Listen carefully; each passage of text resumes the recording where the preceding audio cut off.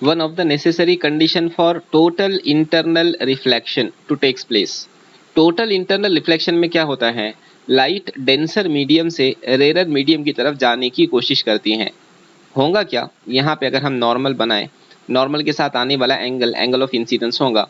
अगर ये angle critical angle जितना हो जाए, अगर ये एंगल क्रिटिकल एंगल जितना हो जाए, देखो बात ये है, मैं पूरी थ्योरी आपको बता देता हूँ। होगा क्या, जब लाइट डेंसर से रेयर की तरफ जाएंगी तो it will bend away from the normal, तो लाइट ऐसी जाना चाहिए था, लेकिन ये नॉर्मल से दूर कुछ ऐसी जाएंगी। जैसे जैसे आप एंगल ऑफ इंसिडेंस बढ़ाएंगे, इसकी वैल्यू भी चेंज होंगी, यहाँ तक कि वो सरफेस के बिल्कुल पैरेलल आ जाएगी। जिस एंगल पर रिफ्लेक्ट होने वाली या रिफ्रैक्ट होने वाली लाइट सरफेस के बिल्कुल पैरेलल आ जाती है, उस एंगल को हम क्रिटिकल एंगल कहते हैं।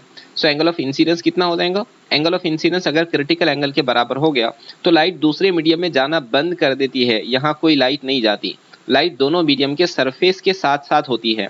और अगर आप TIR करना चाहते हैं, टोटल इंटरनल रिफ्लेक्शन, मतलब लाइट को पहले मीडियम में वापस लाना चाहते हैं, सो एंगल ऑफ इंसिडेंस की वैल्यू क्रिटिकल एंगल से ज्यादा रखना पड़ेगा।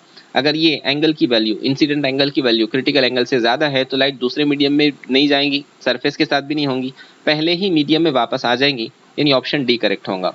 अगर आप TIR करवाना चाहते हैं तो angle of incidence should be greater than critical angle.